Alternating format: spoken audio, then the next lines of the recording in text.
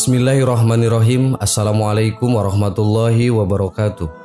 Sahabat yang beriman, mungkin kita pernah mendengar kisah tentang negeri kaum Sodom dan Gomorrah yang dihancurkan oleh Allah lantaran memiliki perilaku seksualitas yang menyimpang. Bahkan kisah ini sampai tertulis di dalam Al-Quran surat Hud. Diceritakan bahwa Nabi Lut diutus untuk memberikan petunjuk kepada umatnya. Akan tetapi umatnya ingkar sehingga Allah Subhanahu wa Ta'ala pun menghukum negeri tersebut. Inilah deretan tempat yang pernah diajab oleh Allah Subhanahu wa Ta'ala. Dalam Al-Quran diriwayatkan tentang sejumlah kaum yang dibinasakan oleh Allah karena perbuatan mereka yang suka bermaksiat dan menyekutukan Allah Subhanahu wa Ta'ala. Apa yang tertulis dalam Al-Quran tersebut terbukti dengan ditemukannya jejak-jejak reruntuhan kaum-kaum tersebut. 1. Kota Pompei. Pompei merupakan salah satu kota maksiat yang ada di zaman Romawi kuno dan menjadi puing dekat kota Napoli yang saat ini terletak di kawasan Campania, Italia. Pompei dipercaya terkena azab dari Allah karena kota ini dikenal dengan kemerosotan moral di masa kekaisaran Romawi. Bukan hanya itu saja, Pompei juga dikenal sebagai salah satu kota maksiat di dunia. Terkenal dengan perilaku seks menyimpang dan sangat marak mengumbar berbagai kegilaan dan kemewahan duniawi. Pergaulan bebas terjadi di kota ini, mulai dari lawan jenis dan sejenis yang nyaris jadi kebiasaan masyarakatnya. Kota ini hancur karena letusan gunung Vesuvius pada 79 Masehi. Debu letusan gunung tersebut menimbun kota Pompei dan semua penghuninya terkubur sedalam beberapa meter sampai mengakibatkan kota ini hilang selama 1600 tahun sebelum ditemukan kembali secara tidak sengaja. Tampak ada jasad-jasad manusia yang diawetkan oleh abu letusan gunung dan berbagai bentuk. Setelah itu penggalian terus dilakukan di kota ini sampai memberikan pandangan yang sangat luar biasa tentang kehidupan sebuah kota di puncak kejayaan kekaisaran Romawi. 2. Kota Sodom. Pernah mendengar kisah Nabi Lut? Menurut cerita yang beredar tentang perilaku yang menyimpang dari kaum Sodom dan Gomorrah dilaksanakan di kawasan Laut Mati. Ketika itu tempat tersebut dihujani dengan batu belerang yang panas dan terkubur selama ribuan tahun. Laut Mati sendiri adalah sebuah tempat paling rendah yang ada di muka bumi. Tingkat keasinan di Laut Mati bisa mencapai 28-35%, ketika laut yang lain hanya memiliki 3-6% saja. Laut ini berada di area lembah Yordan yang berbatasan langsung dengan Yordania dan Palestina. Para ahli mengatakan bahwa tahun 1800 sampai 2350 sebelum Masehi ada kehidupan di tempat tersebut. Para arkeolog juga mengatakan bahwa kehidupan itu mati karena gempa dan bebatuan yang menimpa mereka. 3. Negeri kaum Ad. Negeri kaum Ad adalah kota maksiat berikutnya yang berada di pegunungan Yaman. Tepatnya terletak di antara Amman dan Hadramaut, di wilayah daratan yang menjorok ke laut dengan nama Asyihir. Hampir seluruh kaum Samud, para penduduk Ad, dibinasakan oleh Allah Subhanahu wa Ta'ala. Hal ini karena mereka hanya mengikuti hawa nafsu saja dan tidak pernah merasakan kepuasan atas segala kemewahan dan kemegahan yang diperoleh. Karena itu mereka diazab oleh Allah dengan angin dingin yang sangat kencang. 4. Madain Saleh. Madain Saleh dihuni oleh sebuah kaum yang diazab suara keras sehingga para penduduknya mati bergelimpangan. Hal ini karena penduduk kota maksiat tersebut tidak mau meninggalkan kebiasaannya dalam menyembah berhala.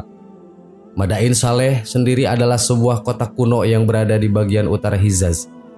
Zaman dahulu, kota tersebut dihuni oleh kaum Samud dan Nabatea, mulai dari zaman Nabi Nuh sampai zaman Nabi Musa. Tahun 2008, Madain Saleh ditetapkan menjadi situs warisan dunia pertama di Arab Saudi. 5. Bai'a. Bai'a seperti Las Vegas pada zaman kekaisaran Romawi kuno dan dijuluki sebagai surga dunia. Sekitar 2000 tahun yang lalu, di sana kaum kaya dan berkuasa datang untuk memuaskan nafsu duniawi mereka. Orang kaya Romawi menghabiskan akhir mereka di kota tersebut dengan tujuan untuk berpesta pora. Mereka yang memiliki kantong tebal dan memiliki kekuasaan membangun villa mewah di sekitaran pantai, lengkap dengan spa dan kolam berlapis mozaik keramik yang berkilau untuk memanjakan hasrat terliar. Bahkan salah satu warga memerintahkan pembangunan Nifaham, monumen batu yang berbentuk mirip gua dan dipenuhi dengan patung marmer. Entah karena kutukan Tuhan atau kejadian alamiah, secara ilmu pengetahuan, kota maksiat ini sudah melewati berbagai perubahan, berbagai peristiwa vulkanik, permukaannya yang naik turun karena panas bumi yang gerak seismik, membuat kota yang satu ini sebagai besar wilayah yang terkubur di dalam laut sampai saat ini. 6. Laut Merah. Siapa yang tidak kenal dengan kisah Fir'aun? Seperti yang kita ketahui bahwa Fir'aun dan pasukannya diazab oleh Allah dengan cara ditenggelamkan di Laut Merah. Laut Merah sendiri menjadi saksi kekuasaan Allah dalam menyelamatkan Nabi Musa dari pasukan Fir'aun yang menjadi raja yang dolim. Bahkan, sejumlah penemu membenarkan tentang kisah tersebut karena bentuk laut mati yang mirip seperti membelah lurus dan sudah ditemukan sejumlah bangkai kendaraan kuno yang ada di dasar laut itu. Sahabat yang beriman, itulah 6 deretan tempat yang pernah diazab oleh Allah Subhanahu wa Ta'ala karena pembangkangan mereka kepada Allah Subhanahu wa Ta'ala. Semoga bermanfaat. Wassalamualaikum warahmatullahi wabarakatuh.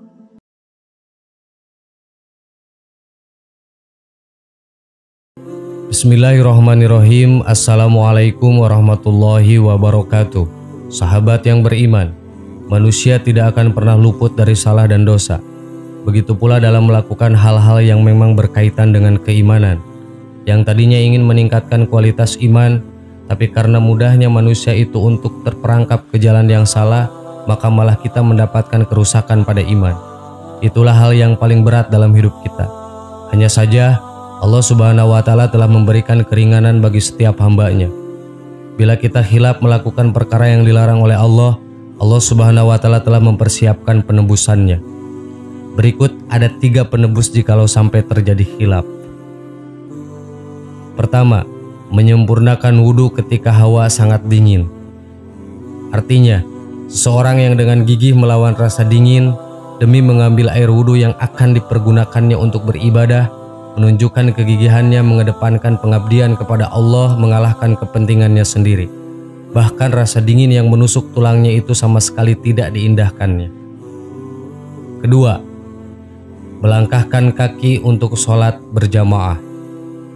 Artinya, menyengaja dengan niat penuh melaksanakan sholat jamaah.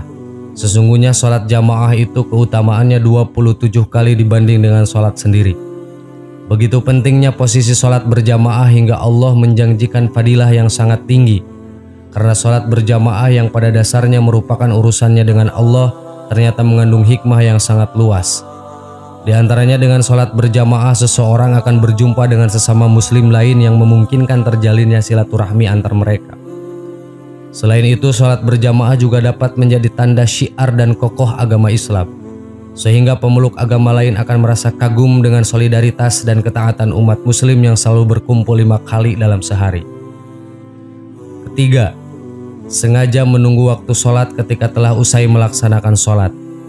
Dan yang terakhir adalah menunggu waktu sholat tiba setelah melakukan sholat. Maksudnya adalah ketika seseorang usai dengan sholat maghrib, lalu tidak menggeser diri dari masjid atau musola dengan tujuan menunggu sholat isya, maka itu adalah bukti pengorbanan seseorang untuk mengutamakan urusan ibadah di atas urusan lainnya. Artinya dengan menunggu waktu sholat selanjutnya, seseorang berarti menghentikan kegiatan lainnya dan segala urusannya hanya untuk menghadapkan kepada Allah Subhanahu wa Ta'ala.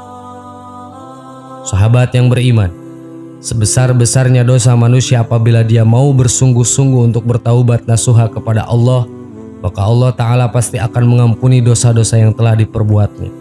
Dan semoga Allah Ta'ala tidak henti-hentinya mencurahkan rahmat serta salamnya kepada kita semua. Amin. Wallahu a'lam. Wassalamualaikum warahmatullahi wabarakatuh.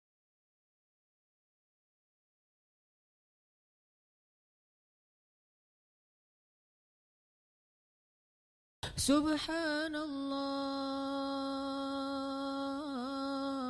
walhamdulillah wa la ilaha illallah wallahu أكبر سبحان الله سبحان الله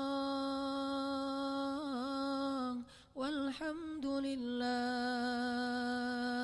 ولا إله إلا الله والله أكبر سبحان الله